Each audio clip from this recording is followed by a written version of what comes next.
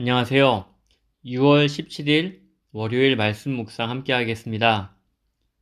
바울은 3차 전도 여행을 마치고 예루살렘으로 돌아가는 과정에 있습니다. 바울이 예루살렘으로 돌아가는데 형제들이 말립니다. 21장 4절을 보면 제자들은 성령에 감동되어 예루살렘으로 들어가지 말라고 권합니다. 21장 11절에 한 번 더 나옵니다. 아가보라는 선지자는 바울의 띠를 가져다가 자기 수족을 묶으며 바울이 겪을 결박과 환난을 보여줍니다. 이를 본 동역자들은 다시 한번 바울에게 예루살렘으로 올라가지 말라고 말립니다. 예루살렘에는 바울을 미워하는 유대인이 많이 있었기 때문에 위험했습니다. 바울은 이걸 몰랐을까요? 아닙니다. 그도 알고 있었습니다. 20장 23절을 보면 바울은 성령이 예루살렘에서 결박과 환난을 받을 것을 증언하여 주었다라고 말합니다. 바울은 자신을 진심으로 걱정하는 동역자들로 인해 마음이 참 아팠습니다. 결박과 환난의 예고는 바울 개인과 동료들에게도 드러난 사실입니다. 이 사실에 앞서 바울은 어떤 태도를 취했을까요? 20장 24절을 보면 하나님의 은혜의 복음을 전하는 일에 자신의 목숨을 아까워하지 않았습니다. 또한 21장 13절을 보면 바울은 이렇게 말합니다. 나는 주 예수의 이름을 위하여 결박당할 뿐만 아니라 예루살렘에서 죽을 것도 각오하였다. 바울은 죽음을 각오하고 예루살렘으로 향합니다. 바울은 예루살렘이 아니라 아시아와 유럽에서도 계속 복음을 전하면 되지 않았을까요? 굳이 왜 예루살렘으로 돌아가려고 하는 걸까요? 문득 바울이 예루살렘으로 가려고 하는지에 대한 의문이 생겼습니다. 사도행전에서 예루살렘은 중요한 지역으로 등장합니다. 오순절 성령이 임한 곳이 예루살렘의 한 다락방이었고 사도들을 통해 복음이 선포되고 교회가 세워지기 시작한 곳도 예루살렘이었습니다. 스데반이 순교했던 곳도 예루살렘이었고 교회가 박해를 받기 시작한 곳도 예루살렘입니다. 또한 예루살렘은 유대교의 본거지이기도 합니다. 예루살렘에 예수를 믿는 성도들이 많아졌음에도 여전히 유대교의 핍박이 멈추지 않았습니다. 그래서 바울은 예루살렘에 와서 교회를 보호하고 유대인들과 싸워야 했습니다. 그것을 사명으로 생각했기에 생명의 위협을 각오하고 예루살렘으로 돌아가려고 한 것입니다. 또 다른 이유가 있습니다. 예루살렘 교회에 헌금을 전해주기 위함입니다. 바울은 마게도냐와 아가야 지방의 교회가 예루살렘 교회인을 돕기 위해 모금한 연보를 전해주려고 서둘러 예루살렘으로 가려고 했습니다. 이 연보는 단순한 구제가 아니라 이방 교회와 유대인 교회가 이제 그리스도 안에서 하나라는 것을 가르칠 숭고한 메시지를 담고 있었습니다. 한 가지 이유가 또 나옵니다. 사도행전 20장 16절을 보면 오순절 전까지 예루살렘으로 가기 위해 서둘렀다는 기록이 나옵니다.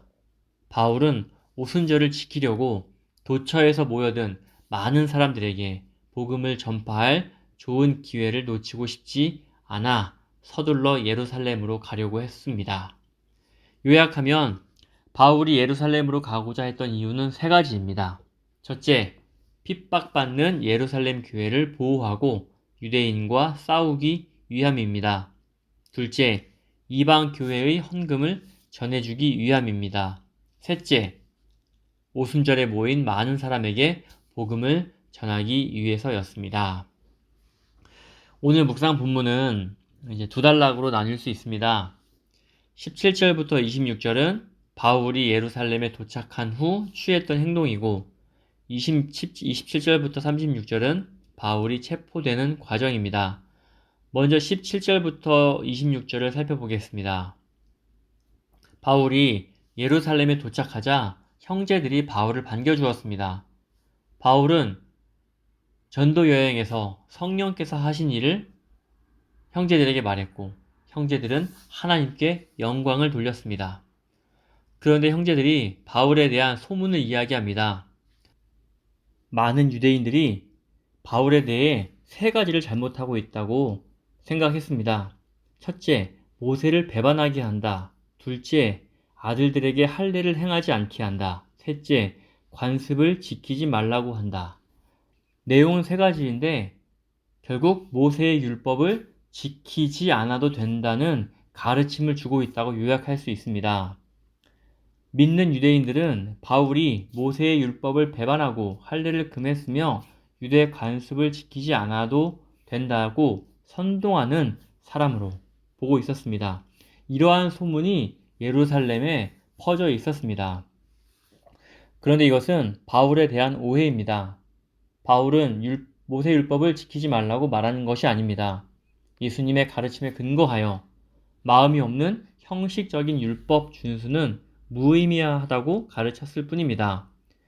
몸의 할례보다 마음의 할례를 강조했으며 궁극적으로 율법의 행위로는 구원을 얻을 수 없다고 가르쳤을 뿐입니다.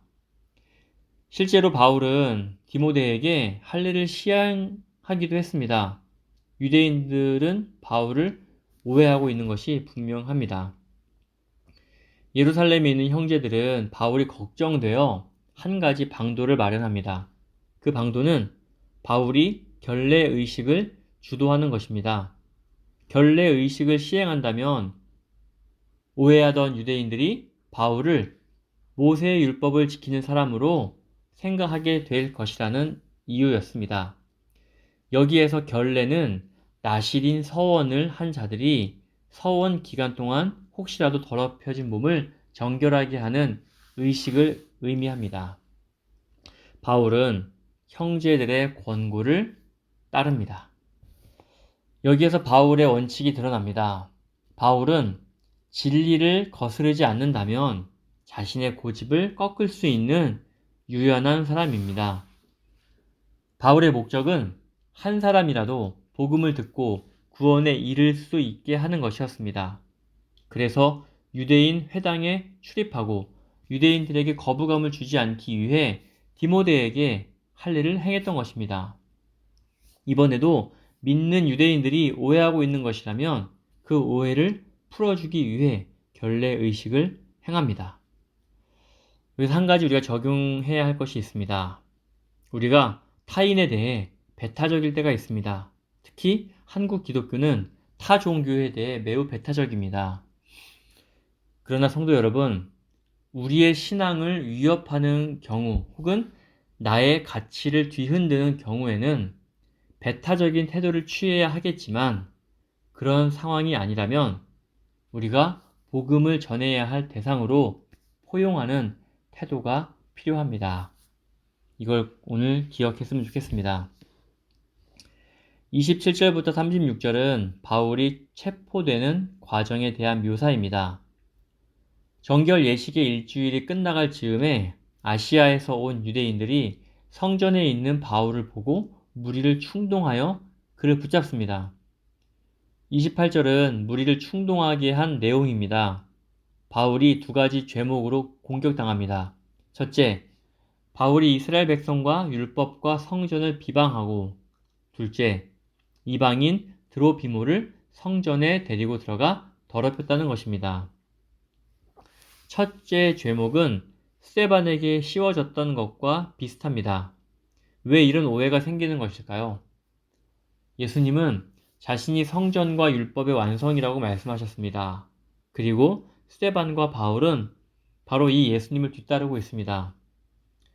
예수님의 가르침을 따르기 때문에 바울에게도 율법과 성전을 비방하는 죄목을 씌웠던 것으로 보입니다. 둘째 죄목은 성전을 더럽혔다는 오해입니다. 드로비모는 에베소 사람으로 이방인이었습니다. 29절의 내용만 보면 예루살렘 시내에서 바울과 드로비모가 함께 있었던 것을 사람들이 목격했고 바울이 성전 안에 있으니 이방인인 드로비모가 바울과 함께 있을 거라고 추측했던 것 같습니다. 이방인은 성전 안뜰에 들어갈 수 없었습니다. 이방인이 들어갈 수 있는 곳은 이방인의 뜰로 경계를 지어 놓았습니다. 요세푸스의 기록에 의하면 이방인이 성전 안뜰에 들어가는 것은 사형 선고를 받을 수 있는 큰 위법이었습니다. 이런 사실을 바울이 몰랐을 리 없습니다. 위의 두 가지 죄목이 백성들을 자극했고 바울을 성전에서 끌고 나가 두들겨 패도록 했습니다. 31절을 보면 무리는 바울을 죽이려고까지 했고 온 예루살렘이 요란했다는 표현은 그들이 얼마나 흥분했는지를 보여주고 있습니다. 스데반도 모인 무리가 충동을 이기지 못해 돌에 맞아 죽었죠. 이 사실을 기억해야 합니다.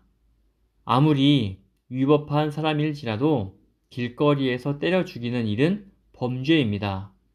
자신들이 하는 일이 범죄인지도 모를 정도로 흥분된 상태였습니다.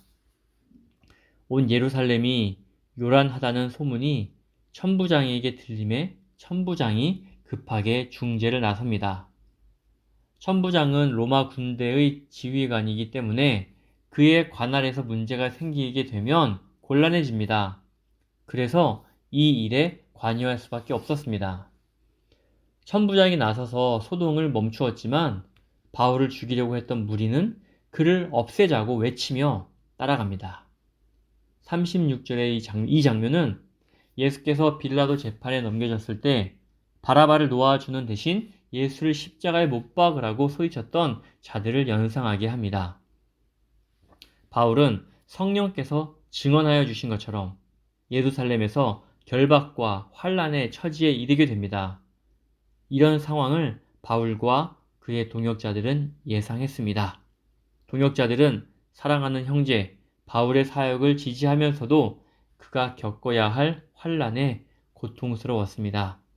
바울은 예루살렘에서 있을 일을 예상했음에도 불구하고 예루살렘으로 돌아옵니다. 오늘 묵상을 마치면서 한 가지 적용점을 나누고 싶습니다. 예수님의 길을 따라가면서 좋은 일만 생기면 행복하겠지만 그렇지 않은 경우가 많다는 사실을 오늘 본문을 통해 배웁니다. 성령께서는 바울에게 그리고 동역자들에게 그 사실을 미리 알리셨습니다. 오늘 우리에게도 성령께서 이 말씀을 통해 알려주십니다. 세상 속에서 사는 것은 양이 이리와 함께 사는 것과 같습니다. 이리는 무섭고 양을 잡아먹는 동물이지요. 그래서 양은 지혜가 필요합니다. 어떤 지혜일까요? 자신을 지켜줄 목자 곁에 있는 것입니다. 성도 여러분, 나의 안에 거하라. 나는 내 하나님이니 모든 환난 가운데 너를 지키시는 자다. 라고 우리 하나님께서 약속하셨습니다. 우리를 끝까지 지키시는 참 목자이시기로 약속하셨습니다. 그 약속을 성실하게 지키실 것입니다. 그러니 우리는 이 세상에서 살면서 때로는 고통당할 수 있습니다.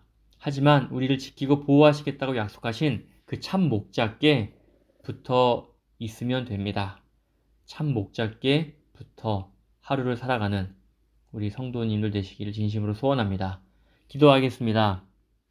사랑하는 하나님, 하나님 나라가 이 땅에 임하였습니다. 하나님의 통치 아래에서 안전하게 살길 소원합니다.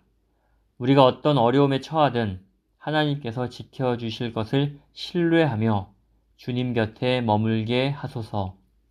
힘든 우리 일상 속에서도 하나님의 은혜를 더듬더듬 간구하는 하루 되게 하소서. 예수님의 이름으로 기도드립니다. 아멘.